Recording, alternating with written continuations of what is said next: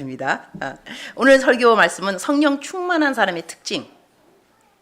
성령이 충만하다는 것은 예수님 믿는 사람이면 누구라도 성령 충만을 사모하게 되어 있습니다.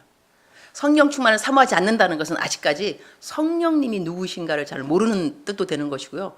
성령님이 하시는 일, 그 다음에 성령님으로부터 내가 그 성령님 하신 그거를 경험한 것이 별로 없는 사람들은 성령 충만의 사모함에 대해서 간절함이 없을 수밖에 없습니다. 성령님을 모르니까. 내가 우리는 누굴 만나고 싶어도 그 사람이 나에게 얼마만큼 좋은 사람인지, 내가 또 만나고 난 다음에 얼마만큼 내가 그 수혜자가 될 수 있는지, 나를 도와줄 수 있는 힘이 되는 그런 사람을 만날 수 있다면은 만나기를 사모하게 될 겁니다. 만나는 것이 기다려지고. 그런데 그걸 잘 모르게 된다면 뭐 만나나 마나 뭐 안 만나도 괜찮고 만날 필요도 없고 이게 그 만남 자체가 시큰둥하니 별로 의미가 없습니다. 그러나 성령님을 이미 만난 사람들은요, 성령으로 충만하기를 사모하는 것은 이거는 당연하다고 생각합니다.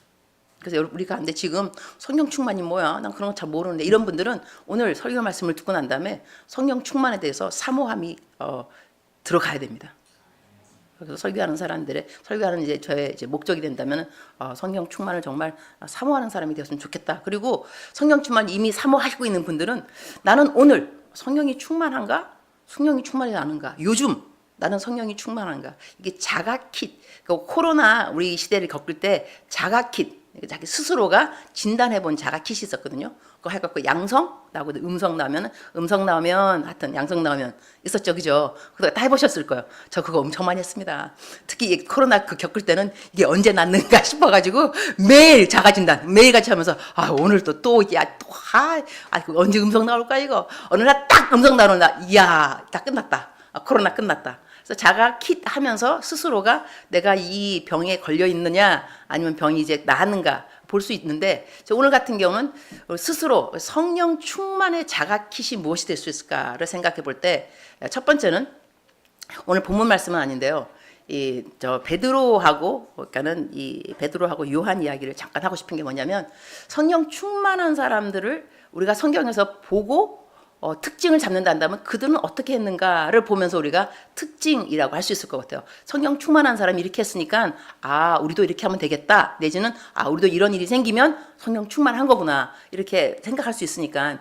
그래서 베드로하고 요한이 성령이 충만했을 때 그들은 어떤 일을 했느냐. 이제 그들은 베드로하고 요한이 이제 성전에 올라갈 때 어떤 일이 있었냐면은 나면서 못 걷게 된 일을 사람들이 메고 왔어요. 나면서부터 못 걸었으니까 이 사람이 이제 성전에 그 앞에서 구걸을 할 수 있는 거죠. 구걸. 그래서 데리고 오면은 그래서 이 사람이 이제 구걸을 하려고 그런데 베드로하고 요한이 이제 들어가니까 주목하여 부른 거예요. 그러니까는 베드로가 요한과 더불어 주목하여 이르되 우리를 보라 그래서 일단은요 보라 그랬는데 그 구걸하던 그 거린이죠. 날 때부터 못 걷게 된 이 사람이 베드로하고 요한을 보게 된 거예요. 보니까는 그때 베드로하고 요한이 뭐라냐면 베드로가 이르되 은과 금은 나에게 없지만 내게 있는 것으로 너에게 주노니 나사렛 예수 그리스도의 이름으로 일어나 걸으라 그랬어요. 놀라운 일인데 그러니까 그 사람이 그러면서 오른손을 잡아 일으키니까 그 사람이 발과 발목에 힘을 얻고 일어나 걷게 된 거예요. 이건 기적 같은 일이 생긴 거죠. 왜냐하면 이 사람은 날 때부터 못 걷게 된 사람이니까 이런 걸 기적이라 그러는 거예요. 그 사람들이 놀라가지고 와 기적이 일어났다. 그러면서 이제 베드로하고 요한한테 모여들었겠죠. 모여들어가지고 어떻게 이런 일이 생겼냐. 그러니까 그때 베드로가 뭐라 그런 거 아니? 이스라엘 사람들아 이 일을 왜 놀랍게 여기느냐. 마치 이것이 우리 개인의 권능과 경건으로 이 사람을 걷게 한 것처럼 왜 우리를 주목하느냐 그랬어요. 그러면 성령이 충만한 사람들은 무슨 어마어마한 일이 일어나고 기적 같은 일이 일어나고 아주 교회에서도 막 부흥이 일어났을 때 내가 한 거야. 이런 사람이 아니라는 거지. 일단은. 왜 나를 보느냐. 왜 내가 설교를 잘해서 교회가 부흥한 것처럼 왜 나를 주목하느냐. 그 다음에 교회에서 또 우리 성도님 같은 경우는 왜 당신은 나를 주목하십니까? 내가 교회 헌금을 많이 해서 교회를 건축한 것처럼 나를 주목하지 않게 만드는 사람들이 바로 성령 충만한 사람의 특징입니다. 근데 문제는 어디 있느냐? 사람들은 왜 나를 주목하지 않느냐? 여기가 문제인 거, 그죠? 아니, 내가 우리 교회에 와서 어떠한 수고와 내가 힘쓰을 했는데 왜 너 나를 알아주지 않아? 그래서 많은 분들은 많은 분이라고 보라면 어떤 분들은 교회를 떠나는 이유가 뭐냐면 나에게 주목하지 않기 때문에 교회를 떠납니다. 이 뜻은 무엇인가 하니 그 사람은 성령이 충만하지 않은 사람이라는 증거입니다. 왜냐하면 나를 왜 주목하느냐 이렇게 하면서 주목하는 것을 두려워할 줄 알아야 되는데 왜 주목하지 않느냐 이렇게 되니까 이런 사람들은 성령 충만하지 않은 사람께 자가 킷하게 된다면요 이렇게 됩니다. 교회 섬기면서 시험 드는 사람, 섭섭한 사람. 내가 그렇게 열심히 목사님을 섬겼는데 목사님이 나 안 알아준다. 그 다음에 내가 그렇게 열심히 설교를 준비했는데 성도들이 내 설교에 은혜를 안 받는다.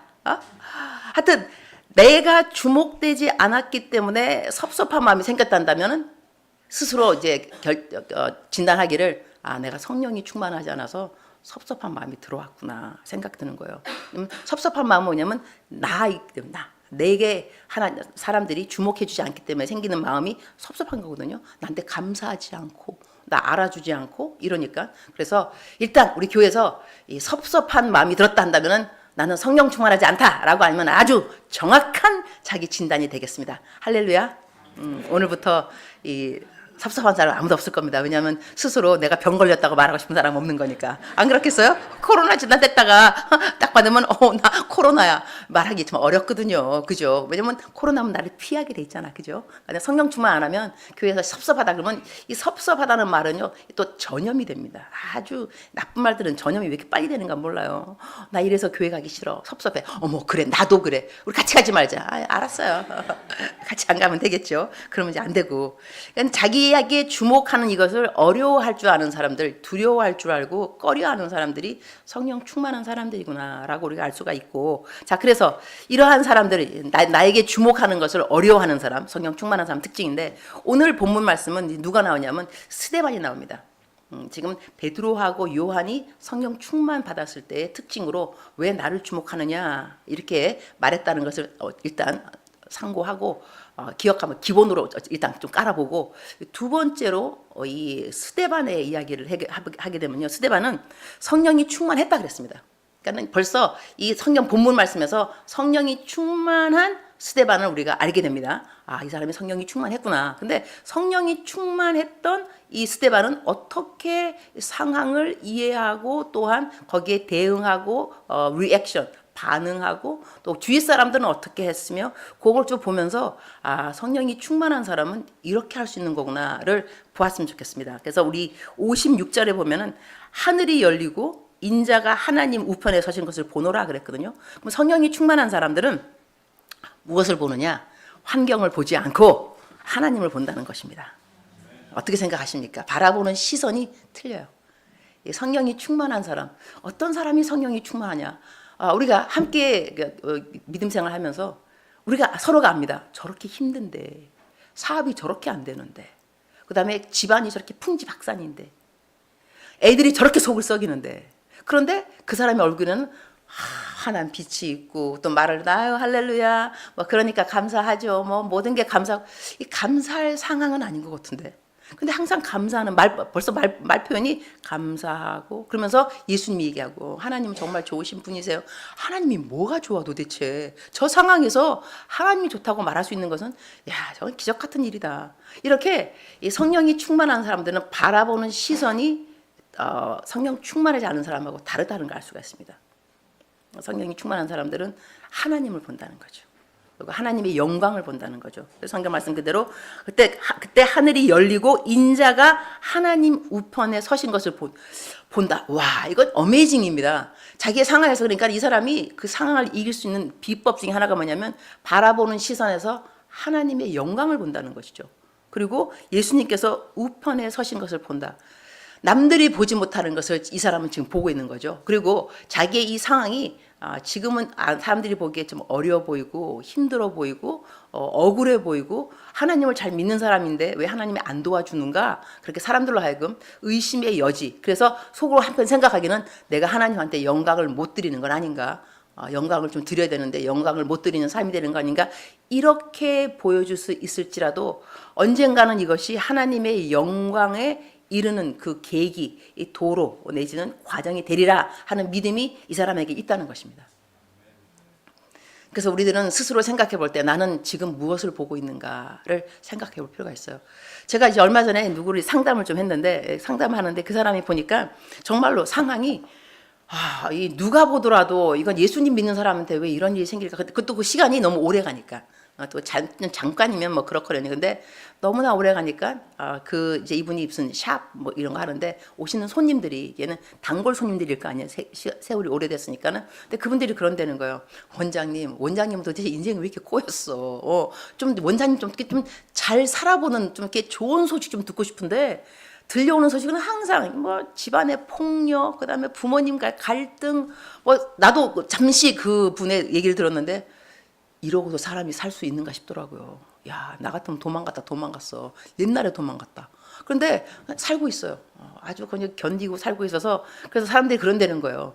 하나님이 살아계시면 어떻게 원장님한테 이런 일이 생기냐. 그 말까지 들으니까 더 답답한 거예요. 왜냐하면 하나님의 영광을 위해서 살아서 저보고 하는 말이 목사님 저도요. 사람들이 좀 나를 보면서 내가 좀 일이 좀 풀려서 아유 드디어 하나님이 원장님 도와주시네. 하나님 살아계시네.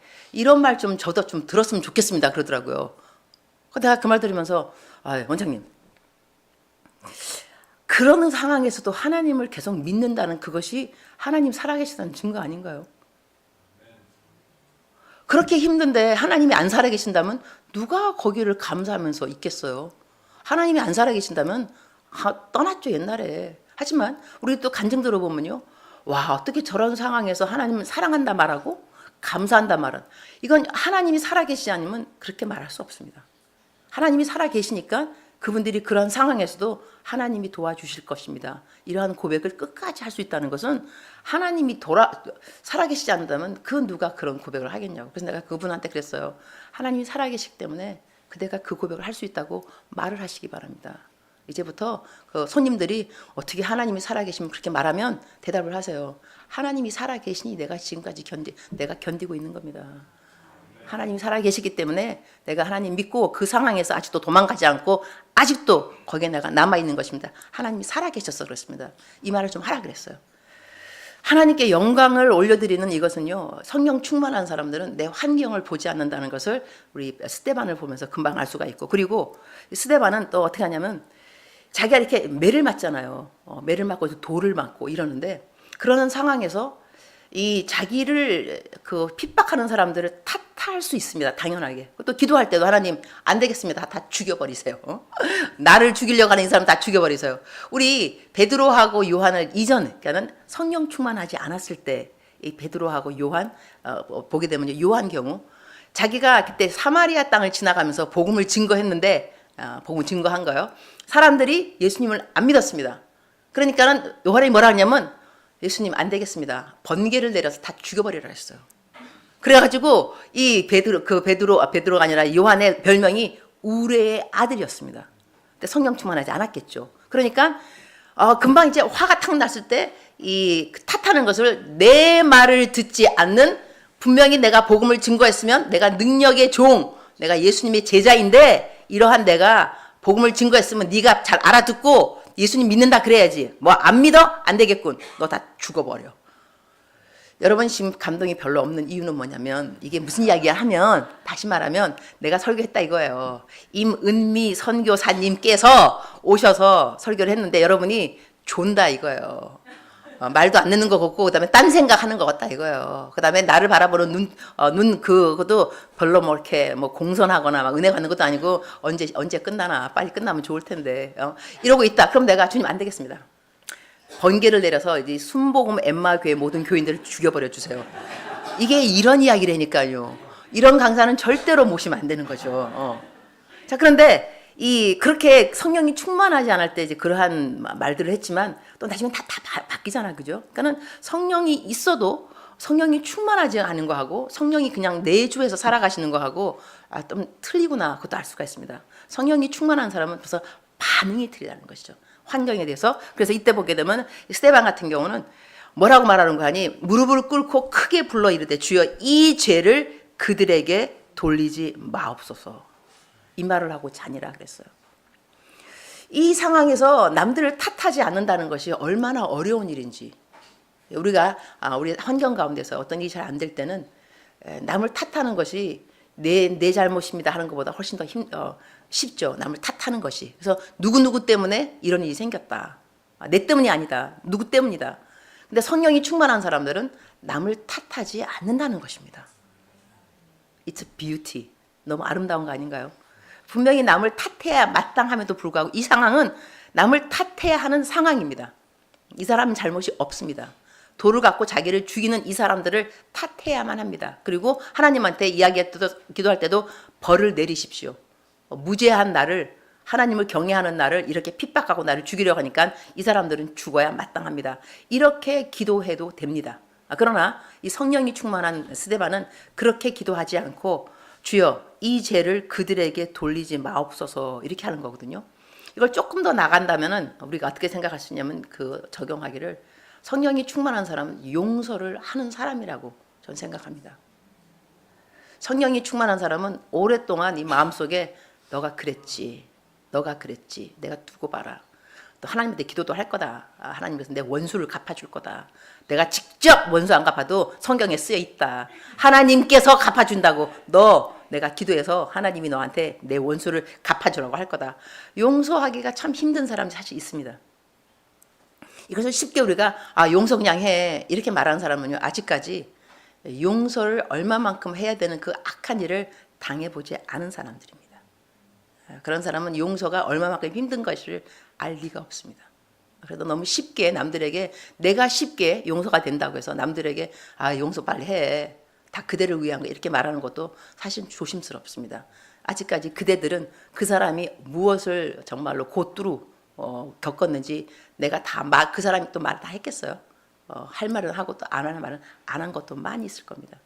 오죽하면 용서가 안 되겠습니까? 하나님 잘 믿는데 오죽하면 용서가 안 될까? 얼마만큼 정말로 뒤였으면 학을 띄었으면 그러니까 그럴 상황인데 그럼에도 불구하고 성령이 충만한 사람들은 탓을 하지 않기 때문에 또 자연스럽게 용서가 갈 수가 있겠죠. 뭐냐면 우리가 용서가 안 되는 이유 중에 하나가 뭐냐면 그 사람은 탓할 만하기 때문에 그렇습니다. 그 사람이 잘못했습니다. 내 잘못이 아닙니다. 탓할 수 있는데 그런데 스데반 같은 경우는 탓할 수 있는 상황이 지금은 얼마만큼 탓할 수 있는 상황이면 자기 목숨이 걸려 있습니다. 나를 죽이는 상황입니다. 그냥 돈 떼먹고 그런 상황이 아니고 내가 지금 죽는 상황입니다. 내가 매를 맞아서 돌을 맞아서 내가 죽는 그 상황에서 이들을 탓하지 않는다는 것은 성령이 충만하지 않으면 이거는 불가능한 일이라고 생각하면 좋겠습니다.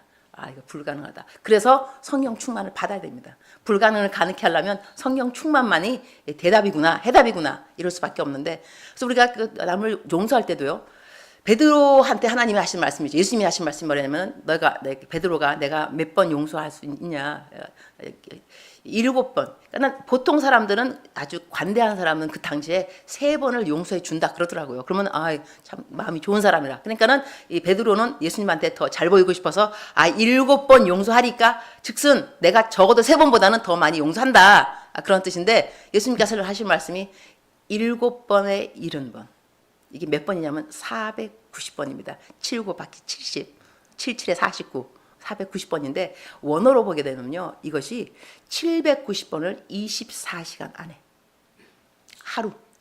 하루에 이 790번을 용서하라는 거예요.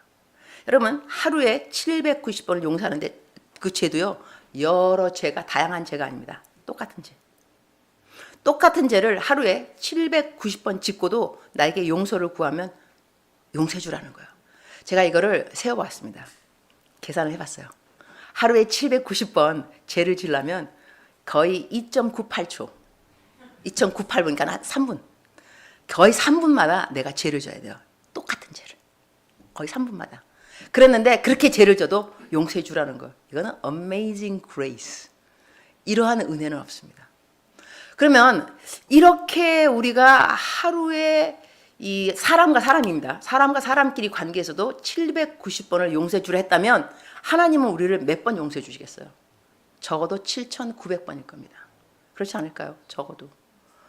그래서 하나님은 우리를 용서하시는 하나님이기 때문에 하나님 참 어메이징한 하나님이구나 생각할 수밖에 없고요. 그리고 성경 말씀에는 하나님이 이렇게 우리를 사유하신 이유가 있다 그랬습니다. 여호와를 경외하게 하려 함이라. 이렇게 용서해 준 하나님은 놀라운 하나님이구나. 하나님이 이럴 수 있을까? 하나님을 경외하지 않을 수가 없는 것이 내가 그만큼 용서에 대한 체험이 필요한 것입니다. 하나님이 나의 이 790번의 죄를 오늘 또 용서해 주셨어. 이렇게 그러한 용서를 내가 체험하는 사람이 성령이 충만하게 되면 나에게 해코지한 사람을 용서할 수 있는 여유가 생기게 됩니다. 나도 용서받았으니까. 나도 790번 오늘 또 똑같은 죄 지었는데 또 용서해 주셨는데 내가 너를 왜 용서 못 해주겠니? 그리고 성경 말씀에 이유가 그 고린도전서 13장이에요. 사랑장이 쫙 나오는데 사랑은 오래 참고 사랑은 온유하며 거기서 사랑은 악한 것을 생각지 아니하며 이 말이 나옵니다. 악한 것을 생각지 아니하며. 근데 악한 것을 생각지 아니하며 이것이 영어로 어떻게 나오냐면 do not have a record of wrongdoing. 이게 무슨 뜻인가 하면 우리들에게 내가 그 사람이 나에게 잘못했다고 하는 레코드, 기록이 없다. 내가 그 기록을 없애버렸다가 악한 것을 생각지 아니하며. 그러니까 하나님께서는 내가 너의 하나님은 사랑이시라 그러면서 사랑은 악한 것을 생각지 아니하며 뜻이 뭐냐면 하나님은 우리가 지은 모든 잘못된 죄들에 대한 레코드, 기록이 없다. 놀라운 일입니다. 그러니까 우리가 기도할 때 하나님 지난번에 제가 1년 전에 지은 죄 자꾸 1년 전에 지은 죄 이야기하지 마세요. 하나님 잊어버리셨어요. 왜 자꾸 하나님 잊어버린 죄를 갖다가 하나님 그때 기억하시죠? 뭘 기억해? 뭐를? 하나님 기억 안 하신다니까. 우리가 짓는 죄는 매일같이 새로운 죄입니다. 이전 것은 지나갔으니 보라 새 것이 되었도다. 매일같이 새로운 죄. 하나님은 내가 또 똑같은 죄를 하나님은 너무 감사하게도 무슨 똑같은 죄? 나는 기억하지 않아. 악한 것을 생각지 아니하며 나는 너에 대해서 모든 나쁜 것 기록을 없애버린 지가 오래됐어. 어제 지은 죄잖아. 어제 또 없어졌지. 너 오늘 또 새로운 죄를 지었구나. 오늘 또 없애줄게. 그럼 우리는 당연하게 주님 이런 주님은 없습니다. 하나님 너무 감사합니다. 어떻게 나를 또 용서해 주시고 하나님 또 한번 살아보겠습니다. 죄 한번 정말 안 지어보겠습니다. 도와주세요. 이것이 정상적인 그리스도인의 죄로 또 씻김받고 또 회개하고 또 새롭게 또 태어나고 매일같이 새로운 피조물이 되고 이전 것은 지나갔으니 보라 새 것이 되었다. 이것은요 예수님 믿을 때 지나간 이전 것이 아닙니다. 바로 어제도 이전 것입니다. 교회 오기 전에 30분 전에 부부싸움 했어. 그냥 교회 갈까 말까 막 그냥 싸웠어. 그냥 내가 이래갖고 또 남편이 또 그래. 네가 그래갖고 여전대 회장이냐? 야 때려쳐라 때려쳐. 그래 때려친다 그래. 뭐 이래갖고 막 소리했다가 딱 교회 오면 할렐루야. 아유 네 목사님 네 장로님 또 집에 가면서 또 막 싸워요. 그러면서 할 수 있지만 여러분 그 30분 전에 나 자신의 모습도 이전 것은 지나갔으니 보라 새 것이 되었도다. 그것도 지은 죄, 화 푹 낸 거 이것도 또 지나간 죄가 된 거예요. 하나님은 놀랍습니다. 여러분 이래서 우리가 하나님 믿는 겁니다. 안 그러면 우리가 하나님 어떻게 믿겠어요. 하나님은 정말 놀라운 분이신데 자 이것을 우리 스데반은 미리 알았다는 것이죠. 그리고 딴 부분 한 부분이 나오지 어떤 부분이냐면 58절에 보게 되면 아주 재밌는 사람 이름 하나가 나옵니다. 아주 특이한 분 이름이 등장하게 되는데요. 새롭게 등장하는 혜성같이 떠오르는 별이 하나 있습니다. 우리 58절 시작. 성 밖으로 내치고 돌로 칠세 증인들이 옷을 벗어 사울이라 하는 청년의 발 앞에 두니라. 사울이란 청년이 등장합니다. 스데반이 죽으면서 사울이란 청년이 등장하게 됩니다. 성령이 충만한 사람들의 이 결과, 열매들은 무엇일까를 제가 이 부분을 보면서 접목해 보기를요. 야, 성령이 충만한 사람은 어디 가서 뭘 하더라도 무슨 일이 있어도 그 누군가 다른 사람이 하나님을 잘 믿게 하는데 복음의 통로로 사용을 받는구나. 그런 생각을 하게 되었습니다. 그러니까 성령이 충만한 사람들은 어디 가서 누구를 만나더라도 누구랑 대화하더라도 어떤 상황에서도 그 상황 때문에 그 자리가 복음에 전파되는 세팅이 될 수 있다는 것입니다. 사울은요 그때 이 증인들이 옷을 벗었다는 것은 이 스데반을 치기로 작정한 사람, 자기 증인들이 먼저 돌로 치게 되는 거거든요. 증인들이 나 이 사람 잘못한 거 봤다 하면서 자기 옷을 벗어서 냅두고 이제 돌을 들어가지고 스데반을 죽였겠죠. 그러니까는 죽이는 살인자들 앞에서 그 옷을 맡았다는 것은 여기에 동조하는 사람 중에 하나가 사울이라는 이야기입니다. 그러니까 사울은 스데반이 죽을 때 동조한 같이 공범자입니다. 공범자.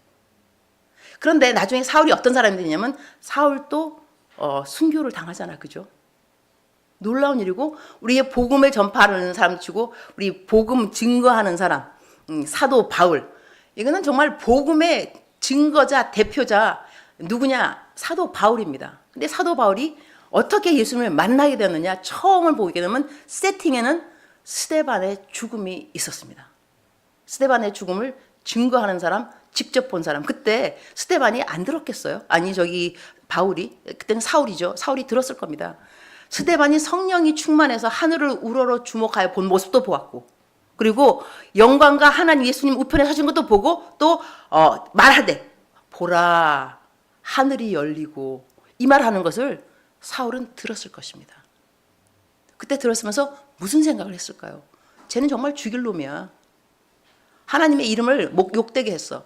그걸 다 듣고 그러니까 사람들이 자기 앞에 그 옷을 벗어서 둘 때도 그래 내가 맡아줄게, 가서 죽이고 와. 내가 맡아줄 테니까 너 죽이고 와. 이렇게 동조한 사람의 그 세팅이 누구로 말미암고 시작되었는가? 성령 충만한 스데반의 죽음이 그에게 복음의 통로가 될 수 있었다는 것입니다. 그러면 우리가 지금 우리들의 삶에 적용을 어떻게 할 수 있냐면요. 나는 지금 사람들이 나를 주목하여 주기를 원하는가 먼저 물어봐야 되고요. 그러면 내가 성령 충만이 아직까지 안 됐구나. 성령 충만하게 된다면 사람들이 나를 주목하지 않는 것이 당연하고 감사하고 와 다행이다. 나를 주목하지 않으니까. 이렇게 되면 참 좋을 것 같습니다. 근데 나는 이 설교를 준비하면서요. 또 나는 이 설교 준비하면서 또 얼마나 또 은혜를 또 혼자 받는데 나는 주님이 정말 좋아요. 난 그 설교 준비하는 것도 저에게는 짐이 아닙니다. 저에게는 힘입니다. 난 설교를 준비하는 자체가 힘입니다. 설교 준비하면 너무 재밌습니다. 뭐 이런 것도 막 뭐 성경 충만 그러면 이렇게 그 성경책 그런 거 있거든요. 인덱스 찾아보기 있어요. 그러면은 오늘 내가 하고 싶은 말이 충만, 그러면 충만하면은 충만에 대한 성경 구절이 쫙 나오는 거거든요. 그러면은 그거 막 드실 때마다 너무 재밌어요. 이게 짜집기 붙이고 편집 이게 하는 거니까 너무 재밌어. 그래서 뭐 주목하다 이것도 막 은혜 받는가 그래. 성령님 충만하게 되면 나를 주목하지 않는 것이 나를 주목하게 할 필요가 없구나. 그러면서 또 이제 내가 설교 준비하면서 근데 주님 나를 주목하라고 암만 그냥 나를 보라 그래도 나를 안 보기 때문에 뭐 이거는 뭐 주목 하나 안 하나 별 상관이 없는 거 아닌가요? 어차피 내가 주목하라고 그랬는데 나를 안 보니까 주목하라 그래도 되는 거 아닌가요? 뭐 이렇게 생각하면서 혼자 이제 넘어가네. 하나님 이거 너무 재밌다. 이거 설교 너무 재밌다. 이거 주님은 너무 유머스럽다. 이렇게까지 하면서 이제 설교 준비를 하고 내가 일단 먼저 이제 은혜를 받아야 되니까 은혜를 먼저 받고 내 삶에 적용해보고 나는 어떤 사람으로 살아가야 남들이 볼 때 내가 성령 충만한 사람으로 여겨질 수 있을까 할 때 나의 환경도 돌아보게 되었어요. 나의 환경. 나는 어떤 환경이 있으며 이 환경을 내가 이 환경만 자꾸 보고 있는가 아니면 하나님을 보고 있는가. 그러니까 환경이라는 것이요. 자기 자신을 자꾸 보는 것도 부정적인 거 긍정적인 것도 다 사실 미즘 나입니다. 잘하면 내가 잘했다고 생각해서 나 너무 잘했어. 나에 대한 포커스거든요. 나 오늘 난 설교자니까 설교를 너무 잘했어. 반응이 너무 좋았어. 사람들 많이 은혜 받았어. 막 구원 받았어. 와 신난다. 감사하다. 그러면 이것도 나에 대한 그 포커스 주목입니다. 내가 잘했다는 것이죠. 자, 못한 것도 마찬가지입니다. 내가 오늘 왜 그런 실수를 했을까? 그런 말 하면 안 되는데. 이러니까 하여튼 나는 여기가 문제라니까. 문제. 그럼 또 나를 이제 혼자 막 이렇게 자학하는 거죠. 정죄하고 그러면서 그럼 여기 또 보면 또 누가 또 주인공이냐? 또 내가 또 주인공이야. 못한 것도 내가 주인공이고 잘하면 잘했다고 내가 주님 나의 시선은 어디로 가야 됩니까? 내가 못했으면 또 어때? 못한 나를 사용하는 하나님이 고맙지. 더더욱 고맙죠. 또 잘했으면 잘하게 해준 하나님이 또 놀라운 거예요. 야 어떻게 하나님이 내 개천에서 욕났다. 개설에서 욕났어. 하나님 어떻게 나를 또 사용하셨을까? 놀랍다. 그래서 하나님에게로 항상 시선이 집중되면 좋은데 그렇지 않을 때가 많이 있다는 것이죠. 그래서 나는 나의 환경에 집중하는가 아니면 이 환경을 통하여서 행하실 하나님을 내가 집중하는가. 하나님 상황은 이러이러하지만 하나님도 이걸 통해서 이러이러한 일이 생길 걸 믿습니다. 이렇게 되는 거죠. 자, 그래서 그 다음에 마지막으로는 우리가 있는 모든 일에 나는 복음의 통로가 되고 있는가. 복음의 통로가 되고 있는가. 그래서 복음의 통로가 되는 그 자체를 나는 기대하고 사모하고 감사해야 하는가. 이것도 참 중요한 것 같더라고요. 제가 요즘 이게 따끈따끈한 간증 하나 해야 되는데 이번에 제가 이제 허리 치유 받느라고 좀 다녀왔어요. 전주. 11일 동안 주사를 맞는데 엄청 아프더라고요. 하여튼 그래서 그런데 이제 오는 길에 내가 잘못해갖고 기차를 바꿔 탔어요. 반대 방향. 또 이런 일이 또 어떻게, 하나님, 내가 왜 기차를 반대로 탔을까? 그러니까 기차를 반대로 탔으니까 막바로 다시 또 내려서 올라 그러면 좌석을 해야 되는데 좌석 예매가 되나? 지금 바로 급만 가야 되는데. 그래갖고 입석을 샀어요. 집에는 와야 되니까. 입석해서 탔는데, 항상 앉아서 타다가 허리도 지금 이제 11번 그 시술을 받고 집에 오는 그 날인데, 그래서 이제 기도를 했어, 주님. 나에게 이런 일을 허락하실 때는 이유가 있을 겁니다. 왜 내가 기차를 반대로 탔을까요? 근데 어느 그 승무원이 나를 불쌍히 여겼어요. 승무원이. 그래가지고 나보고 아유 여기가 너무 번잡하니까 다른 구간에 가라고. 거기도 번잡하더라고. 그러니까 나보고 여기 이 자리는 언제까지 이 자리가 비니까 앉아서 가라고. 얼마나 감사해요. 내가 고맙다고. 그래서 이 천사 같은 이 아가씨. 내가 일부러 그 아가씨 잘 모르지만 나도 이제 서울 와서 내가 그 KTX 일하는 승무원 중에 한 분이 내 중보 기도 팀 하나 있어요. 내가 연락을 했어요. 내가 오늘 천사 같은 승무원을 만났다. 나 누군지 잘 모르겠는데 구간은 어디고 거기서 만난 거 좀 찾아라. 찾아가지고 좀 선물 좀 해라. 선물. 그리고 여기 그 레그핏이라고 있어요. 그 압박 그 양말 우리 강성관 집사님께서 하시는. 근데 그게 승무원들한테는 짱이거든요. 승무원은 하루 종일 서 있으니까 내가 그것을 일부러 내가 그 주문을 해갖고 전도용품으로 사실 많이 썼어요. 전도용품으로 승무원들한테. 마침 내가 그분한테 보내놓은 게 있으니까 그거 레그피트 보내주고 내가 너무 고맙다고 말 좀 전해주라 그랬어요. 그래갖고 이 사람이 그 사람을 찾은 거예요. 찾아가지고 레그피트 갖다 주고 밥도 사주고. 내가 밥값은 안 줬는데 그 사람이 스스로 했어. 밥 사주고. 이 사람이 불교 신자인가요? 한 번도 교회를 간 적이 없어요. 근데 이 사람이 찾아가서 교회 데리고 갔어. 예수님 영접하고 그다음에 또 되면 교회 오겠다 그랬대요. 놀라운 일이에요. 내가 그거 보면서 야, 내가 기차를 바꿔 타는 이유가 또 거기에 있구나. 복음의 통로로 내가 사용받은 거예요. 근데 그것뿐이 아니라니까요. 시간만 더 있으면 내가 전주 가서 점집, 타주, 사주팔자 다 돌아다니면서 전도했어. 근데 거기 용한집이 있더만. 내가 들어가자마자 너 왜 왔어? 눈 딱 째려보면서 그러면서 나 캐시도 안 했는데 이러는 거예요. 근데 그랬죠. 돈 주러 왔죠. 이러면서 자 내가 돈 드릴 테니까 손금은 안 읽어도 좋지만 이건 읽어주세요. 그런데 전도용 마스크 딱 주고 갖고 가 막. 그런데 내가 들은 척도 안 하고 나왔어. 하여튼 그래갖고 이제 다들 전주에 가서 내가 점집을 다 쓸었다는 거. 내가 안 아팠으면 갔겠냐 이거. 내가 안 아팠으면 갔는데 하여튼간에 그래서 나름대로 나를 위로한 것은 나는 성령이 충만한 사람일 수 있어. 왜냐하면 가는 곳곳마다 만나는 사람마다 다 이렇게 복음의 통로가 되더라고요. 어떻게 하든 간에 할렐루야. 기도하겠습니다. 주님 감사합니다. 성령을 충만받는다는 것은 우리 모든 예수님 믿는 사람들이 사모해야 하는 저희 기도 제목입니다. 오늘 이 시간에 말씀을 통하여서 우리가 상고하여 보았습니다. 나는 어떤 사람이 되면 성령 충만한 사람의 열매를 사람들에게 보여줄 수 있을까? 우리가 오늘 배운 것은 절대로 나를 주목하는 것을 좋아하지 않는 것. 우리가 오늘 배웠습니다. 우리 환경을 바라보지 않는 것, 하나님을 바라보는 것 우리가 배웠습니다. 또한 우리의 삶이 어떤 일을 만나더라도 복음의 통로가 되기를 사모하는 마음이 우리에게 필요하다는 것을 또한 배웠습니다.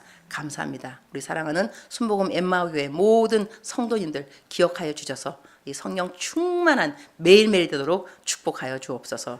예수님의 이름으로 기도합니다. 아멘. 우리 하나님께 영광의 박수를 드리겠습니다. 감사합니다.